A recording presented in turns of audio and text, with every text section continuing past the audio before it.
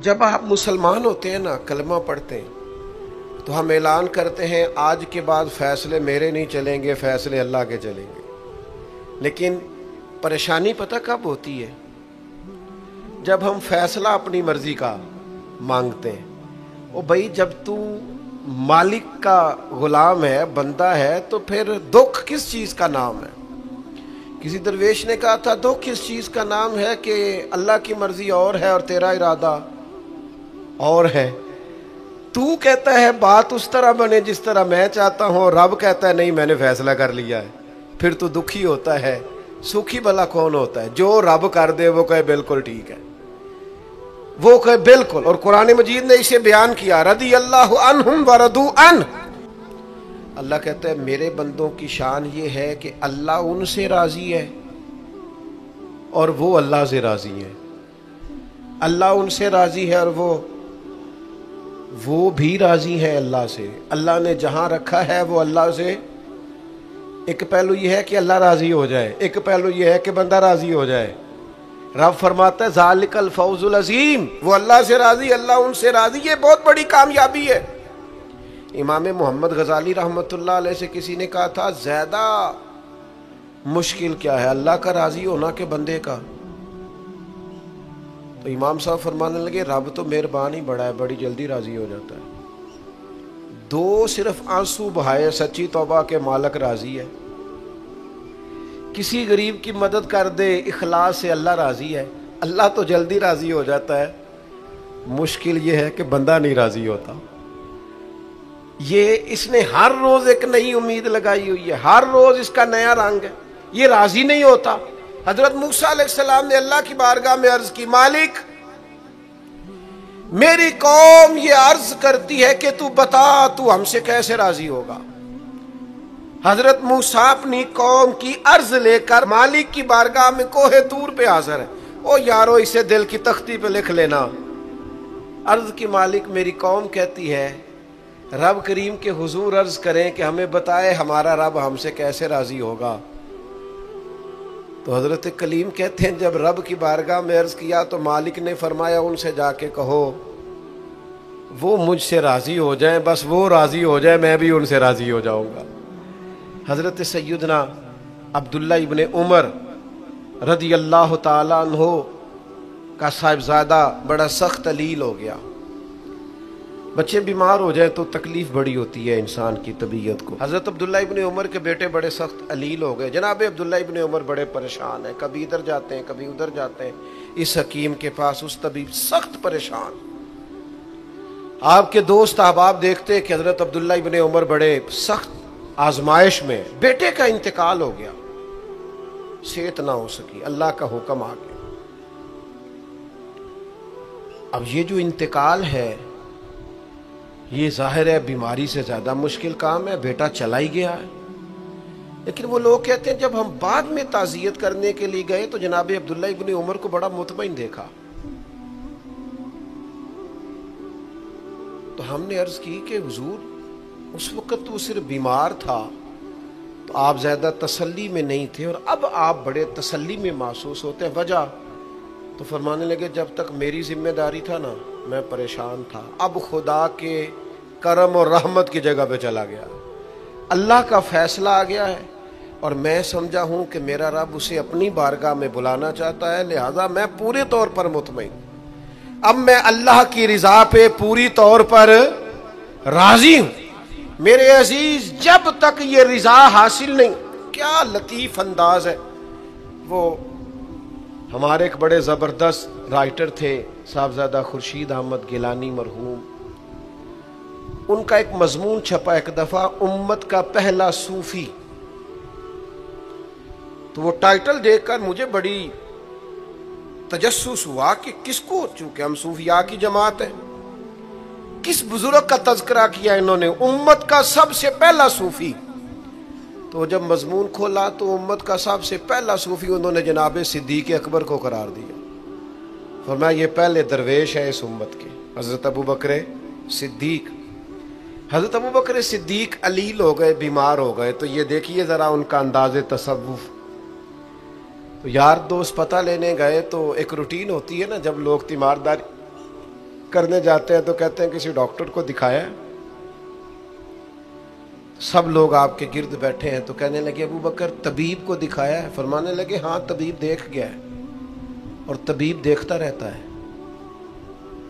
تو کہا پھر طبیب نے کیا کہا ہے؟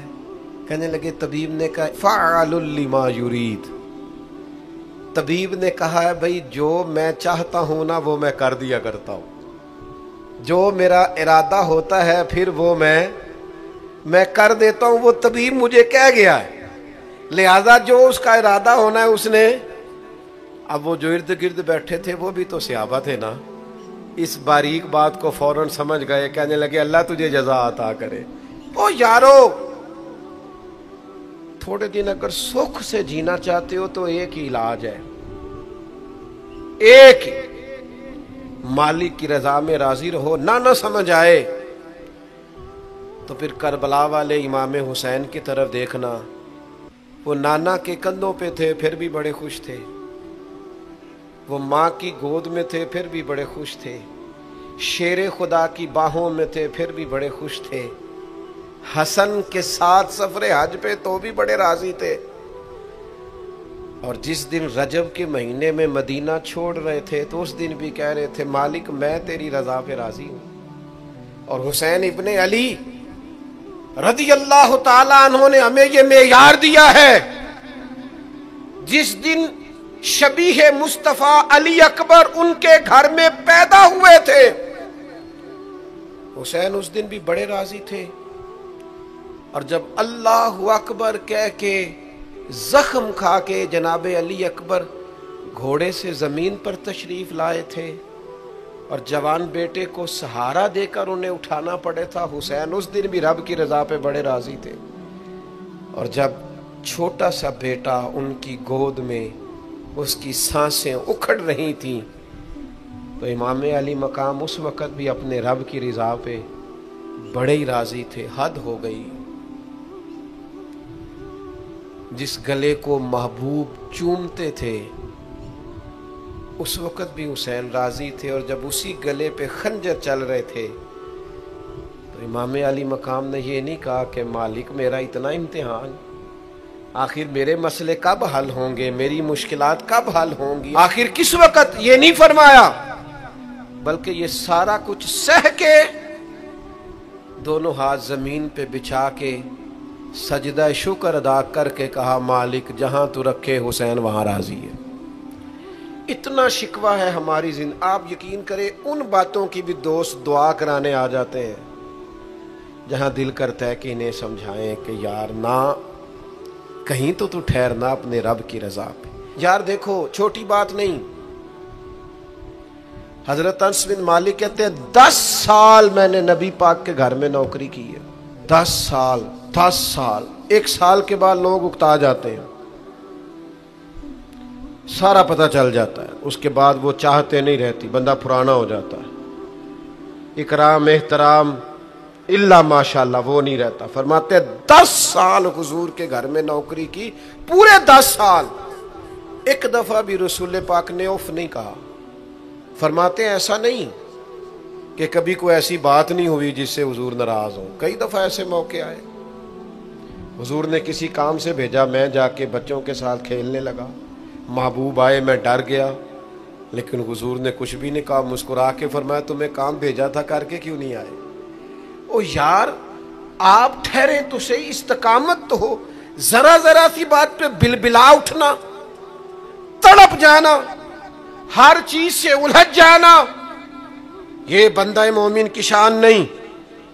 طاقتور زندگی گزارو، طاقتور، ایک تو یہ کہ مشقت کرنی ہے، دوسرا اللہ کی رضا پہ راضی رہنا۔ ہمارا ایک مزاج بن گیا ہے کہ ہم نہ مشقت کے قائل اور عادی نہیں رہے، سکون تلاش کرتے ہیں۔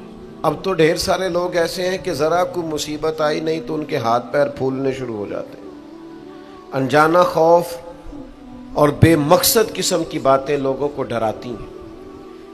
اور پھر میں نے دیکھا ہے کہ اگر ان کو اپنی ذات کے لیے، اپنی اولاد کے لیے، اپنے گھر کے لیے سکون مل گیا ہے، آسودگی مل گئی ہے، وسائل جمع ہو گئے، تو وہ کہتے ہیں مجھے کیا مصیبت بنی ہوئی ہے، اب میں جاؤں، بس کافی ہے۔ قوم کے بچوں کے لیے، ملت کے لیے، وطن کے لیے، دین کے لیے کون جدوجہد کرے؟ میرا گھر سکھی ہے، آسانی ہے، لہذا مجھے مشقت میں پڑنے کی کیا ضرورت ہے؟ کوشش نہیں کرتے لوگ۔ یاد رکھنا، اللہ تعالیٰ نے نا انسان کو پیدا ہی مشقت میں کیا، یہ مشقت میں ہے۔ رب فرماتے ہیں میں نے اس کی پیدائش ہی، اس کا خمیر ہی مشقت والا بنایا۔ اللہ کریم نے قرآن مجید میں فرمایا لَقَدْ خَلَقْنَا الْإِنسَانَ فِي کَبَدٍ، فرمایا بے شک ہم نے آدمی کو مشقت میں رہتا ہوا پیدا کیا، پیدا ہی اس کو کبد کیا ہے، مشقت میں رہتا ہوا۔ اس نے مشقت کرنی، بچپن میں بھی مشقت۔ چلیں کچھ تھوڑا سا آپ کو سمجھانے کے لیے بات کر لیتے ہیں۔ پرائمری سکول میں جانا کتنا مشقت کا کام تھا، ساری رات لوگ منصوبہ نہیں بناتے تھے سویرے چھٹی کرنے کا، وہ کتنی بڑی مشقت کا کام تھا۔ جب 3 مہینے کی چھٹیاں ہوتی تھیں تو وہ، اللہ کرے کوئی میں ایسا جملہ نہ بولوں، اساتذہ بڑے قابل احترام ہوتے ہیں، لیکن ہمارے جو استاد صاحب تھے نا وہ تو صرف ایک آدھ چیپٹر چھوڑتے تھے، باقی کہتے ساری کتابیں لکھ کے لے آنا۔ تو وہ جب وہ سبق دے رہے ہوتے تھے مشقت کا تو بندہ سوچتا تھا کہ چھٹیاں آرام کرنے ملیاں سانیاں یہ والی مصیبت کرنے کو ملی تھی، جہاں چھٹیوں پہ رہے ہوتے تھے مشقت بڑھ جاتی تھی۔ آج تو ان چیزوں پر ہنسی آتی ہے، مشقت، جد و جہد، ہر لمحے جد و جہد، اور ہر مشقت اپنے ٹائم پر مشقت ہوتی ہے۔ آج آپ سے کہا جائے بہت سارے لوگوں سے پرائمری کا امتحان دینا ہے تو آپ کہیں گے بائیں ہاتھ کا کھیل ہے، بھئی اب بائیں ہاتھ کا کھیل ہے، تب نہیں تھا۔ اور جو آج پرائمری کر رہے ہیں ان کے لیے بھی آج بائیں ہاتھ کا کھیل نہیں۔ ہر مشقت اپنے وقت پر مشقت رہتی ہے۔ کسی وقت کسی چیز کا انتظام کرنا آپ کے لیے بڑا قابل تکلیف ہوتا ہے، آزمائش والا ہوتا ہے، بعد میں آپ سمجھتے ہیں کہ یہ تو کوئی مسئلہ ہی نہیں تھا۔ اللہ نے انسان کو مشقت، ہم نہ سکون ڈھونڈتے ہیں، بس ٹھیک ہے گھر بن گیا، بس ٹھیک ہے اب میں نے بچے پال لیے، بس ٹھیک ہے۔ او بھائی تو نے آگے بڑھنا ہے، تو نے مشقت کرنی ہے، جد و جہد میں رہنا ہے، وقت فرصت ہے کہاں، کام ابھی باقی ہے، نور توحید کا اتمام ابھی باقی ہے۔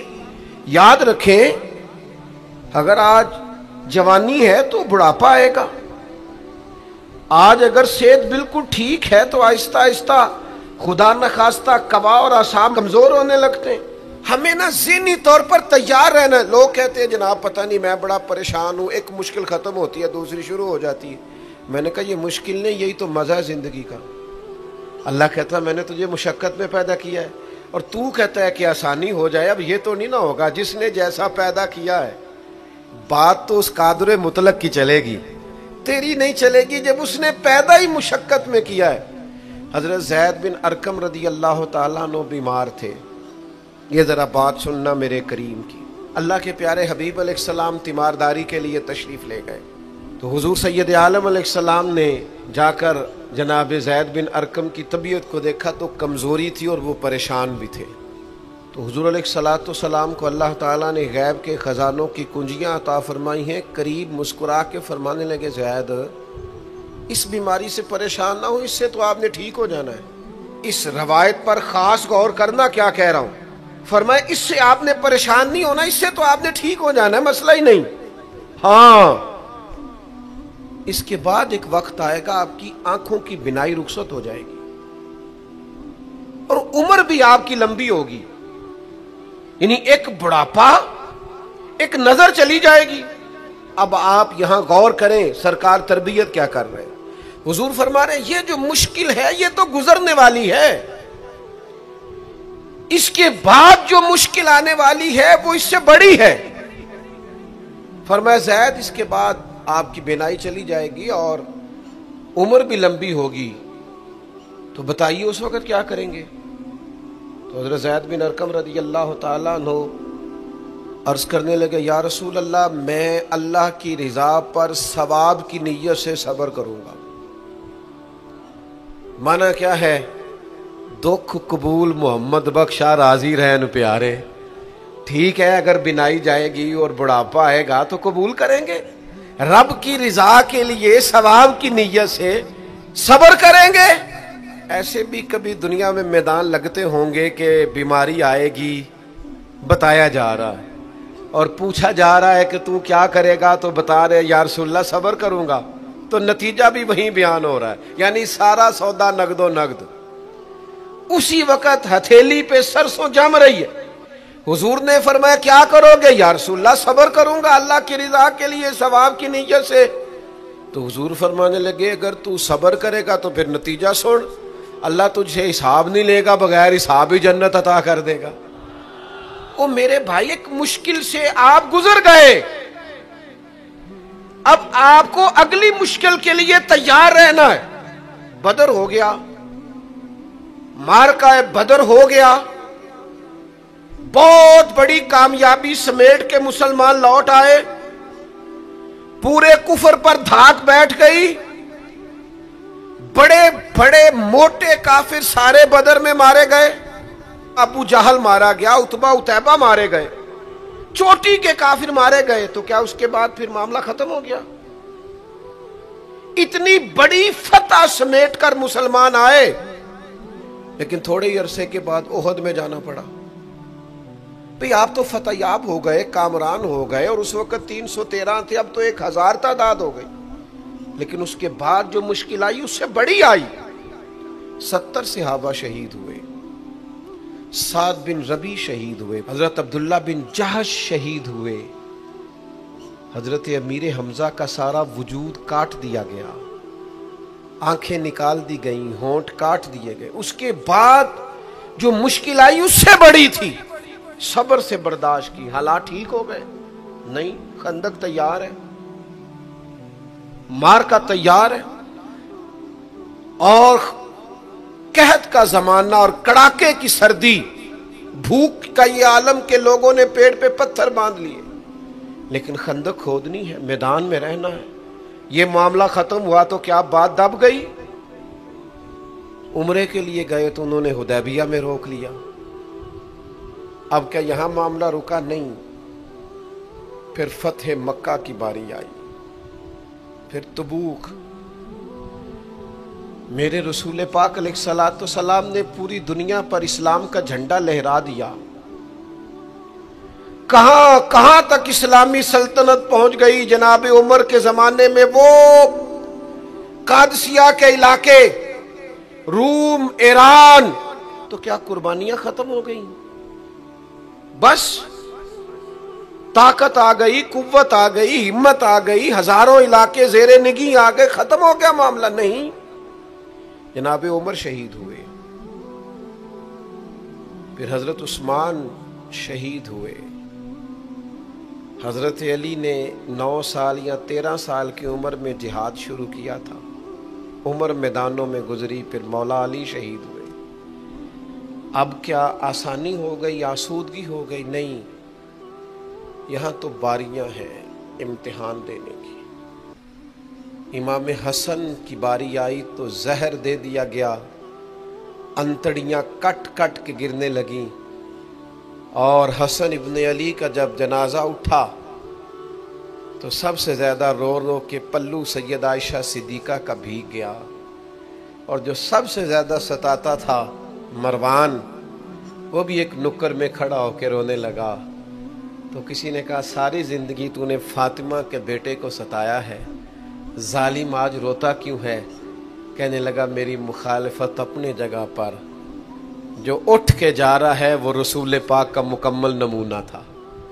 इसमें कोई शक नहीं कि सब्र, रिजा, इस्तिकामत, हुस्न अमल, हुस्न किरदार, इखलाक अजीम, ये खत्म थे। तो ये इम्तिहान तो जारी रहा। इमाम हुसैन की बारी आई, छोटे थे, ज्यादा लाडले थे, ज्यादा प्यारे थे। कुछ लोग एक का लाड देखते हैं, कुछ कईयों के लाड देखते हैं। नाना का भी लाड देखा, और वालदा का भी देखा, वालिद का भी देखा, बहनों का भी देखा, बड़े भाई का भी देखा। हुसैन सबसे लाडले थे, حسن کی بھی کیا بات ہے، امام علی مقام کی کیا بات، پر امام حسین سب کے لاڈلے تھے، لیکن جب امتحان دینے کی باری کربلا میں آئی تو اکیلے کھڑے تھے، نہ پشت پر نانا، نہ ہاتھ میں شیر خدا کی انگلی، نہ پلٹ کے جا کے ماں کے پلو میں چھپنے کا موقع، نہ حسن موجود ہے کہ بڑے بھائی سے مشورہ لے لیا جائے، کوئی نہیں۔ یہ کون ہے اٹا ہوا غبار میں اٹا ہوا؟ یہ نبی کا نور عین ہے، یہ بالیقین حسین ہے، اکیلے، اور باقی جتنے تھے وہ سارے چھوٹے تھے۔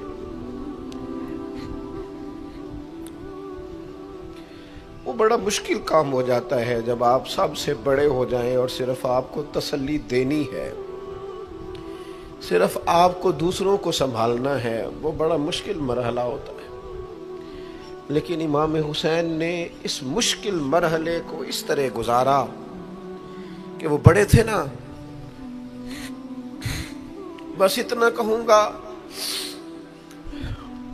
کہ حسین وہاں پر شکر کرتے تھے جہاں پر صبر مشکل تھا، وہاں پر شکر کرتے تھے جہاں پر صبر مشکل تھا، جہاں صبر مشکل سے ہوتا ہے وہ وہاں گردن جھکا کے کہتے تھے آمنا وصدقنا، ٹھیک ہے، دکھ قبول محمد بخشا، بس راضی رہن پیارے۔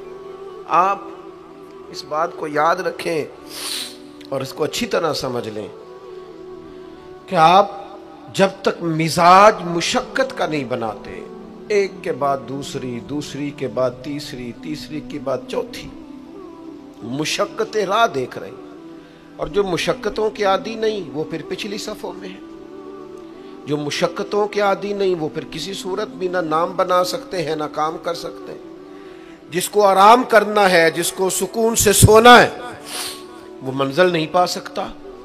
آپ کو آگے بڑھنا ہے، آپ کو جد و جہد کرنی ہے، آپ کو کوشش کرنی ہے، آپ کو باہمت رہنا ہے۔